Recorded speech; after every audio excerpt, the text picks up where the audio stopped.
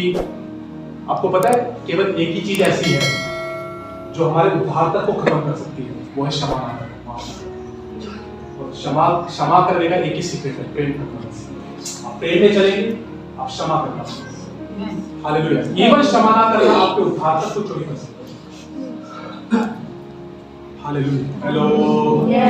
जहां कहीं भी आपको जिस भी क्षेत्र में कमी कमजोरी महसूस होती है, ये कमजोरी है, ये कमी है, तो इससे बचत कीजिए और पवित्र आत्मा से अनुग्रह मांगिए। पवित्र आत्मा मेरी मदद कर कि मैं हर दिन इस वचन को लेकर मैं हर दिन अपने मन को नया कर सकूं। जिस दिन में अच्छा एक चीज बताता हूँ, तकरीबन होता क्या है ना, तकरीबन होता क्या है, जब हम एक ही वचन को लेके मनन करते हैं ना, तो एक चीज सबके साथ होती है, कुछ दिनों के बाद वो बोरिंग सा लगता है, बोरियत आती है। ठीक है, ये सबके साथ होता है, मेरे साथ भी होता है, लेकिन इसका एक ही सीक्रेट है, पवित्र आत्मा हमें दिया गया है। पहली पावर हमें वचन दिया गया है, दूसरी पावर हमारे पास पवित्र आत्मा। पवित्र आत्मा को बोलना, पवित्र आत्मा मेरे को बोरिंग लग रहा है, मैं 3-4 दिन से तो अच्छे से मनन कर रहा था, पर आज मेरा मन नहीं कर रहा, तू मेरी मदद कर। तो पवित्र आत्मा पता है क्या करेगा, आपके अंदर इंटरेस्ट डालेगा। वो पावर हमारे अंदर काम करती है, जो चेतन और अचेतन, दो पावर हमें दी गई है, सामर्थ्य पावर है। इस पावर का इस्तेमाल इसे करना आता है ना, मैं आपको बताता हूँ, अपनी जिंदगी पे राज करेगा। उसकी जिंदगी किसी के प्रभाव में नहीं आएगी, वो अपने जीवन को अपने प्रभाव में नहीं। दो पावर हमारे पास, वचन और पवित्र आत्मा। सामर्थ्य हमें चीजें दी गई, जो है बदल ये अब हमारे हाथ में, अपनी जिंदगी बदलना कैसे। प्रभु नहीं बदलेगा, हमें बदलेगा। प्रभु आपका साथ देगा बदलाव के लिए। हालेलुया। पर करना आप ही को। प्रभु सिर्फ जो ना पीछे से धक्का देगा, गिर गए कोई बात नहीं बेटा, उठ जा, ऐसा करेगा, मैं तेरे साथ हूं, चल चल चल। वो आपको प्रेस करवाता रहेगा, चल मैं तेरे साथ खड़ा हूं, चल, वो ये काम करेगा, करना। समझ आ रहा है क्या?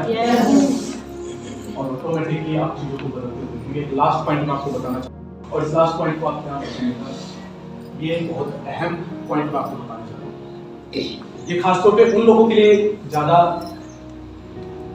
कार्य करने वाला पॉइंट है जो अपने जीवन के स्वभाव से कहीं ना कहीं लड़ते हैं।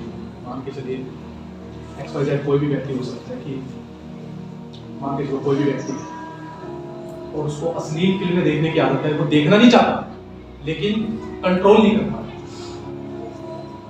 या मान के चलिए कोई भी व्यक्ति है, अंदर से उसे पता मुझे क्षमा करना है, मुझे माफ करना है, लेकिन वो माफ नहीं कर पा रहा। या कोई भी व्यक्ति है, हद से ज्यादा क्रोधित हो जाता है, लेकिन क्रोधित होना नहीं चाहता। और कई बार हमें ऐसा लगता है कि मेरे जीवन पे इस प्रकार का जो शैतान है वो काम कर रहा है।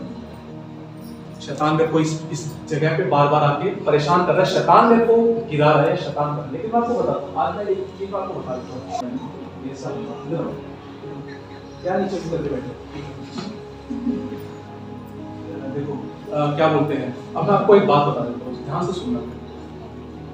आपको पता है शैतान कब तक आपको गिरा सकता है? मान के चलो ये वही है कि अवचेतन जो पीछे जा चुका है, या अवचेतन, ठीक है। आपको पता है शैतान कब तक आपको गिरा सकता है, कब तक आपको, मान के चलो क्रोध करने की आदत, आपको पता है कब तक वो क्रोध दिला सकता है? जब तक ये नहीं आपके अंदर, खुद आपके अंदर एक ऐसा व्यक्ति बैठा हुआ है जो शैतान से एग्री कर रहा है, इस वजह से क्रोध आ रहा है। इस व्यक्ति को बदल डालिए, जो बाहर जो व्यक्ति है वो कुछ नहीं कर सकता। हेलो, समझ आ रहा है? मान के चलो इसका नाम क्रोध, ठीक है, और ये मेरे अंदर है, क्रोध मेरे अंदर है। सामने वाले शैतान को भी पता है इसकी कमजोरी क्रोध इसी के अंदर है, मैं इसको क्रोध करवा सकता हूँ। अब अगर मैंने इस क्रोध को ही वचन के द्वारा उखाड़ फेंका, अब सामने वाला क्या कर सकता है? समझ आ रहा क्या? ये विचारों में तभी हमला कर सकता है जब इसको पता है कि इसके अंदर क्रोध है। जब इसको ये दिख गया इसके अंदर तो क्रोध जा चुका है, उस दिन से विचारों पे हमला कर देगा। हेलो, समझ आ रहा क्या? और ये बात कुछ इस तरीके से ना, कई सालों पहले प्रभु ने मेरे को तब समझाई थी, जब एक दिन उसने मेरे को एग्जांपल दिया, पवित्र आत्मा ने स्वयं ये एग्जांपल दिया था कि ग्लास के अंदर मान के चलो लोहे की कीलें डालनी, छोटी छोटी कीलें डालनी, ठीक है, स्टील के गिलास के अंदर। चुंबक स्टील को तो खींचती नहीं है, लेकिन चुंबक लोहे को खींचती है, ठीक है।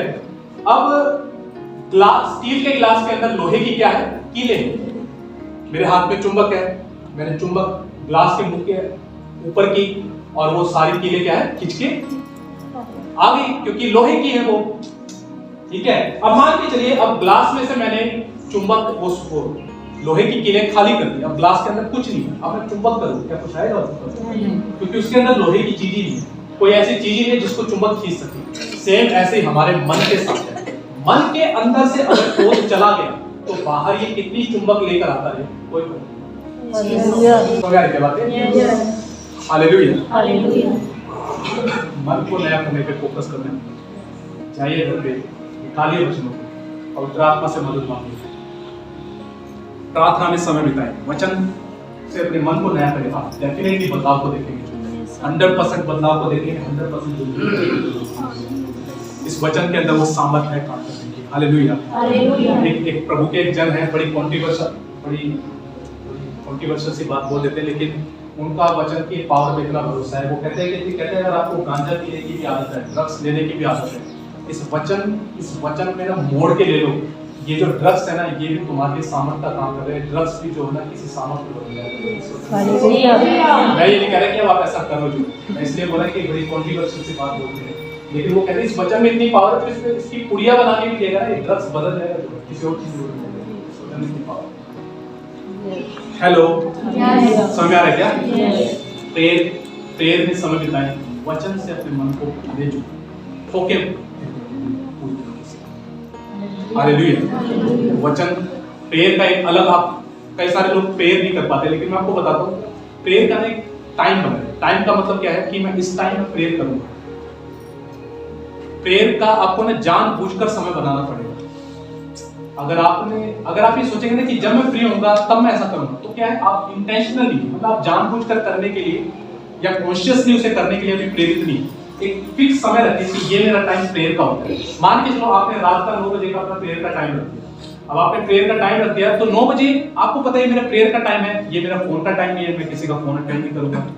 ये मेरा व्हाट्सएप चलाने का टाइम नहीं है, मैं व्हाट्सएप नहीं चलाऊंगा।